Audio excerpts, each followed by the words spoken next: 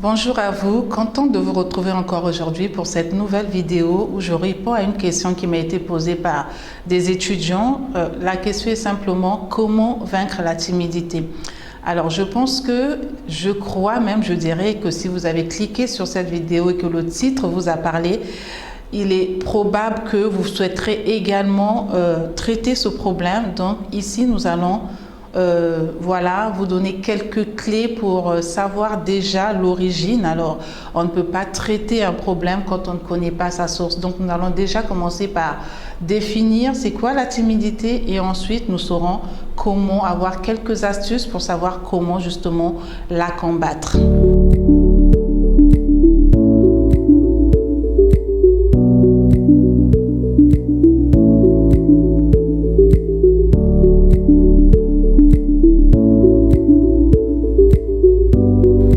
Je suis Mélisande Mogani, coach en développement personnel et formatrice également. Si vous n'êtes pas encore abonné, je vous invite à le faire de suite pour ne pas oublier par la suite parce que éventuellement, vous savez que nous mettons du contenu pour vous aider au mieux également à entreprendre, mais aussi à traiter de façon, on va dire, considérable et véritablement les petits handicaps, les petits blocages que vous pouvez rencontrer dans votre quotidien.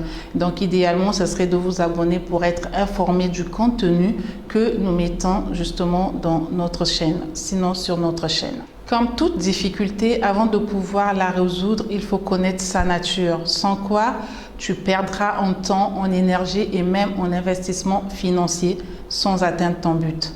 Alors, c'est quoi concrètement la timidité? La timidité peut se définir comme un manque d'assurance dans une action, une réalisation qui survient dans le rapport à l'autre. Et oui, on n'est pas timide tout seul avec soi-même. Être timide, c'est se sentir honteux, confus quand on prend la parole. Cela peut être par exemple lorsqu'il s'agit de prendre la parole devant un auditoire. Il y en a qui préfèrent s'asseoir au fond de la classe par exemple ou au fond de la salle pour ne pas être interrogés ou pour éviter de se faire remarquer. D'autres par contre murmurent parce qu'ils craignent en fait le regard ou la pensée de leurs voisins. Et d'autres encore n'osent pas dire ou faire quelque chose parce qu'en fait, ils se disent qu'ils ne sont pas capables ou légitimes de faire quelque chose en fait. Alors, les timides sont qualifiés de discrets, de réservés, inhibés ou même de sages. Il s'agit d'une manière d'être qui se traduit par une tendance à se tenir en retrait ou à éviter de prendre des initiatives, surtout lors des situations nouvelles. Les timides ont peur du regard des autres. Être timide ne veut pas dire que l'envie d'échanger avec les autres ou celle d'exister en groupe n'est pas là. Non, bien au contraire. Mais la plupart du temps, on n'y peut rien en fait. C'est comme si ce sentiment d'embarras nous envahissait sans qu'on puisse le dépasser. La timidité, c'est le mélange d'un malaise intérieur et d'une maladresse extérieure en présence des autres. Malaise intérieur qu'on pourrait appeler manque de confiance en soi. Et d'ailleurs, ça énerve des fois d'être timide. On préférait de loin être le beau parleur du groupe qui fait rire tout le monde en permanence.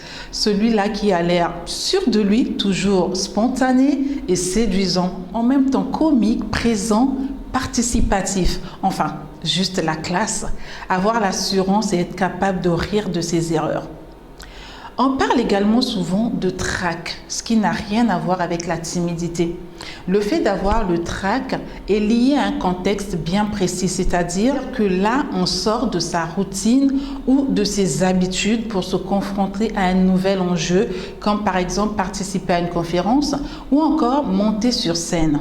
Dans pareil moment, on cherche à faire ses preuves devant un groupe de personnes qui va nous évaluer par l'attention qu'ils nous portent, par des applaudissements, par les notes qu'ils prennent suivant l'importance qu'ils accordent à notre exposé. Ce qui peut être intimidant et entraîner des manifestations physiques importantes, voire désagréables, comme je dirais des sueurs froides, des nœuds dans le ventre, l'impression de perdre la mémoire, des bouffées de chaleur, l'extension de la voix, bref. Alors, si ces manifestations peuvent être très handicapantes pour certains, elles sont au contraire stimulantes pour d'autres et leur permettent de relever un maximum de talent. Alors, comprenons bien ici que le trac diffère de la timidité. Une autre interrogation est celle-ci. Timidité et anxiété, est-ce pareil? Alors, être anxieux, c'est différent, alors bien différent.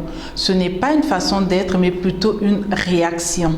L'anxiété se définit comme une grande inquiétude liée à l'incertitude d'une situation, l'appréhension d'un événement. Plus qu'un comportement ou qu'un sentiment, il s'agit d'un état émotionnel de tension nerveuse, parfois très fort et durable. Dans ce dernier cas, celui-ci s'accompagne parfois de troubles physiques pouvant même mener à de sérieuses maladies. Le timide est souvent anxieux, mais l'anxieux n'est pas forcément timide.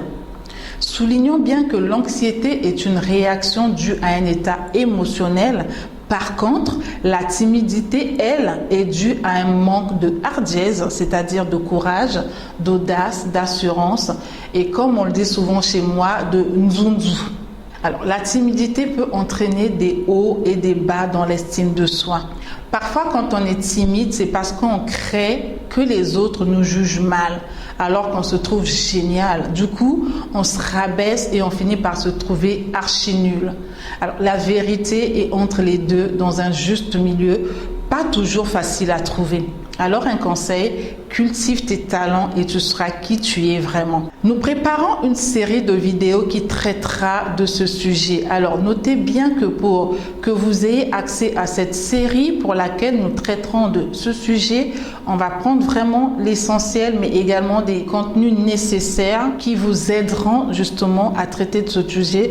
Pour y arriver et pour avoir l'opportunité d'avoir ce contenu, vous devez vous abonner à la chaîne et activer la cloche de notification pour recevoir les notifications lors des mises en ligne de ces vidéos qui traiteront de ce sujet et bien entendu de tout contenu qui s'y trouve déjà.